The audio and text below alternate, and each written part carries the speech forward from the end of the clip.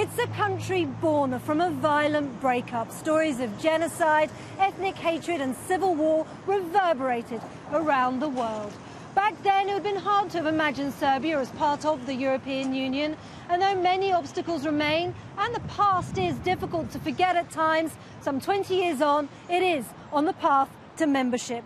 Well, I've come to Belgrade and I sat down with Prime Minister Aleksandar Vучić and we discussed the road ahead. Prime Minister, many thanks for joining us on the global conversation. You've set yourself a goal to join the EU. When do you think you'll actually join the European Union, though? It's not about the time, it's about the content, and we're doing our best to stay firmly on our EU path and to fulfill all our obligations and to accept more of European values in our country, and that's it.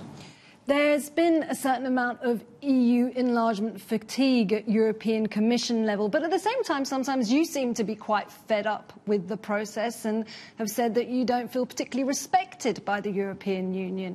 Why is that? That's because I'm very honest, very sincere, you know, and I don't hide anything in front of anybody. Because there are a bunch of politicians in this region and in Eastern or Southern Europe that would always flatter EU officials saying everything the best. Well, I just say what I think. But why? What is bothering you? What do you It means that if you say something about enlargement fatigue, there is a kind of patience fatigue in this country as well. And yes, we put a lot of efforts, we put a lot of endeavors, and we invested not only a lot of our time, but our full energy, our everything that we got regarding political strength and everything else into these processes, and we started the toughest and harshest possible economic reforms in Serbia. And then you see that we achieved a lot in the dialogue with Kosovo Albanians, and then you see that you are not even respected in a way that not we expected, but that we thought it would be normal to be seen, and that's it. What about the normalisation of relations with Kosovo? Because obviously that's one of the other big issues. And relations do seem anything but normal. Is that going to be an insurmountable obstacle for your government? I think that we really achieved a lot, although it was not an easy question for us. It was very hard, very difficult issue for us, but we carried on with the dialogue with Kosovo Albanians.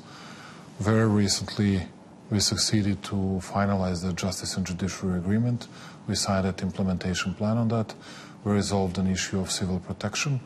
We resolved an issue of municipal budgets of 4 northern municipalities, Serb municipalities in northern Kosovo.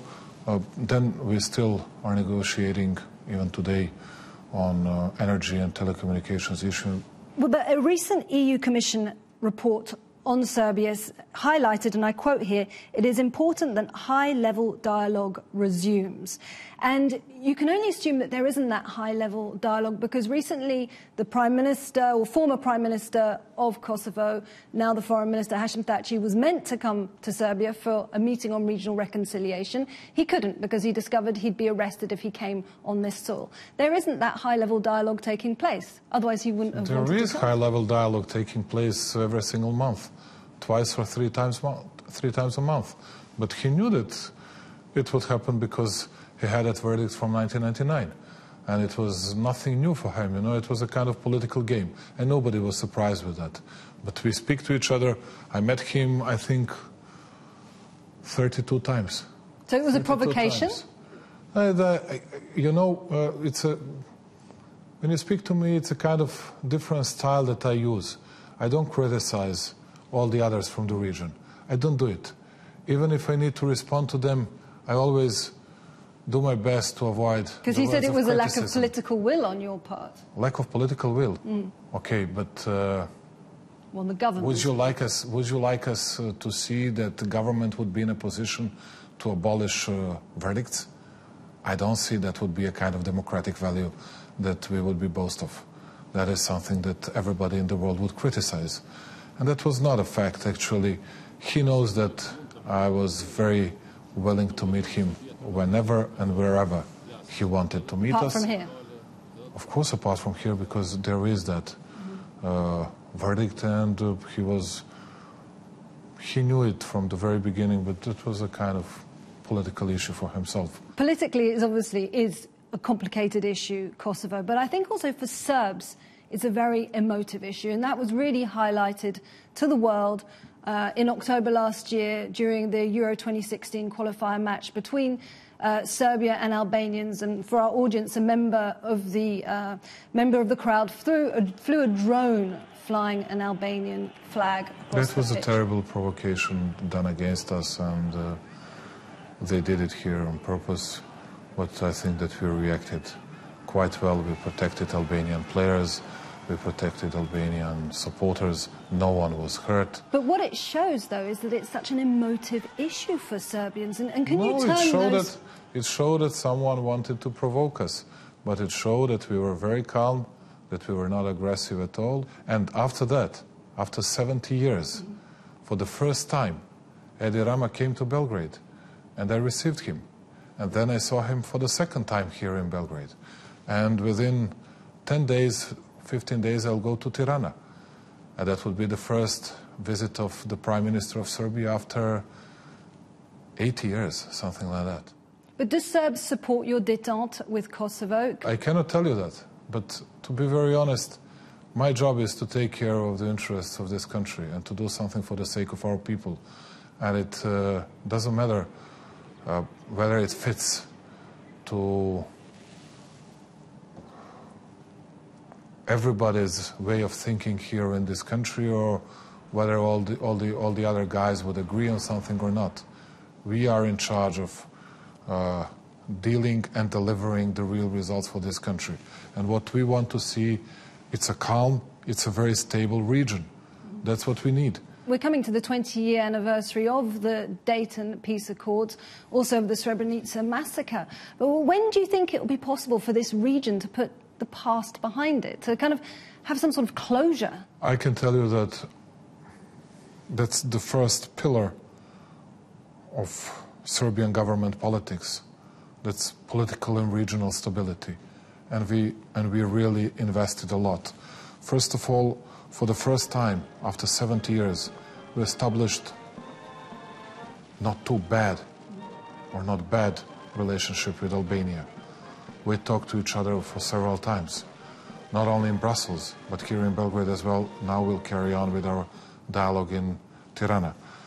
We do our best to support territorial integrity and sovereignty of Bosnia and Herzegovina, of course, with the respect of Republika Srpska as an entity of Bosnia and Herzegovina, and to launch the dialogue with Bosniaks, which we consider as a key issue for the stability in this region.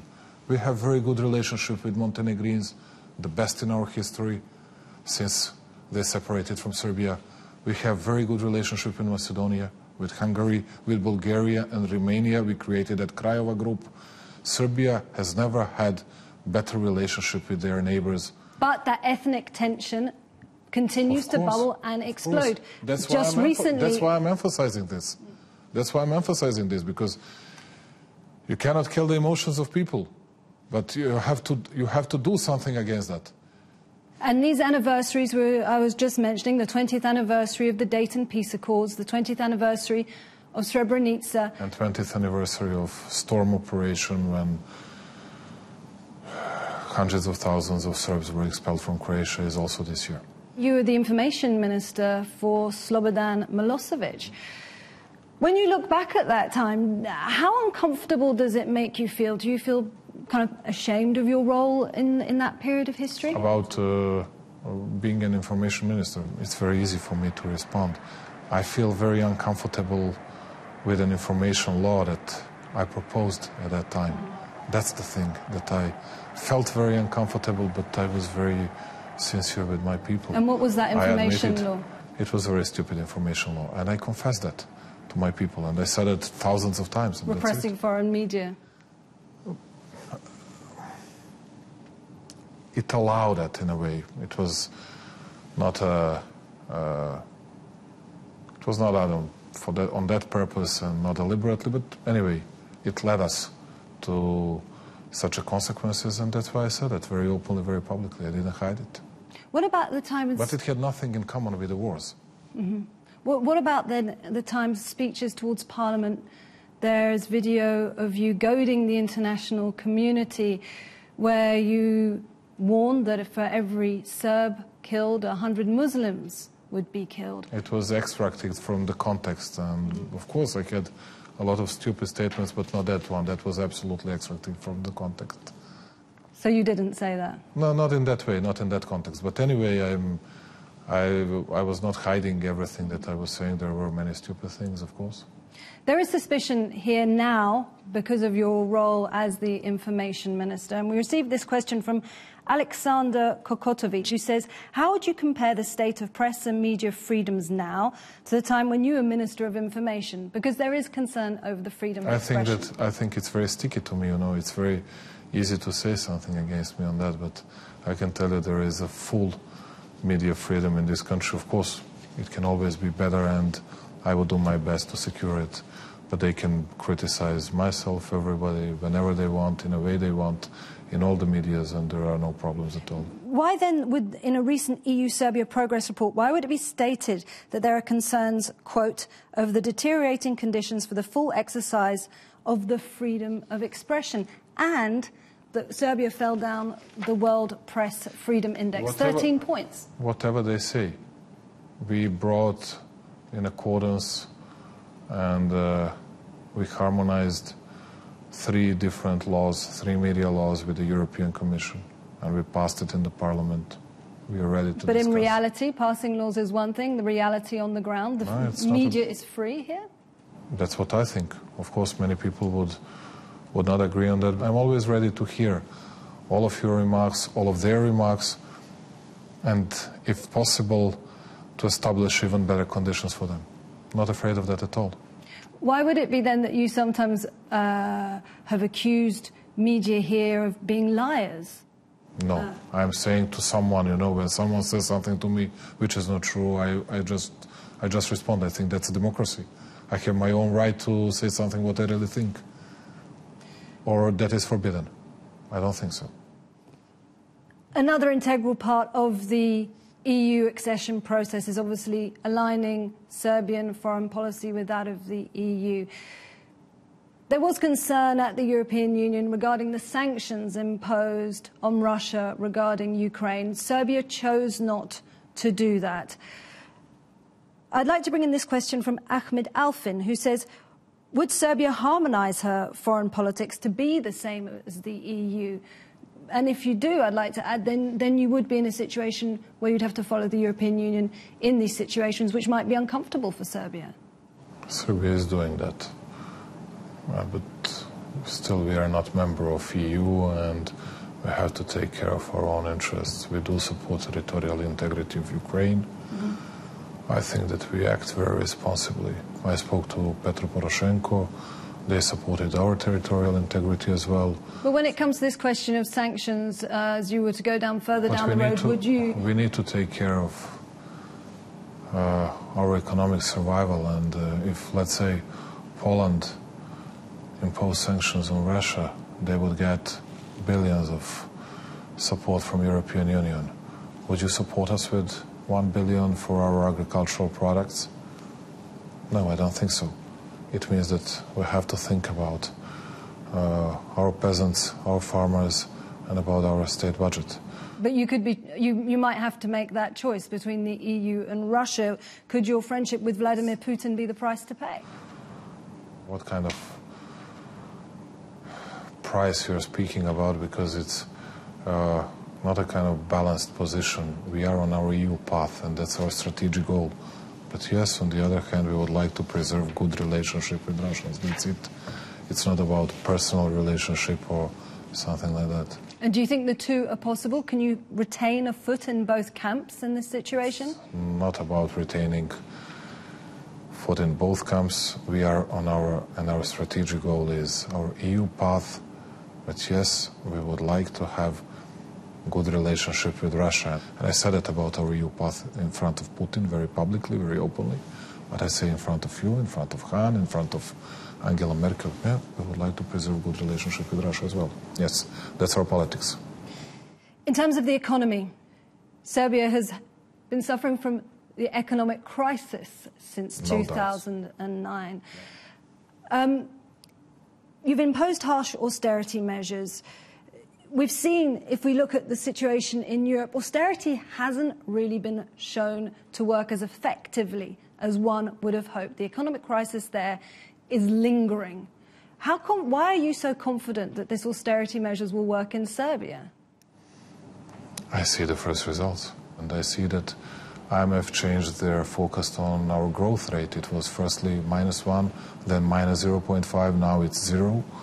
And I'm sure that it's going to be, that we'll go out of recession even this year. And when you do it in a year of fiscal consolidation measures, it's a kind of a small miracle, and I'm sure that we'll have it.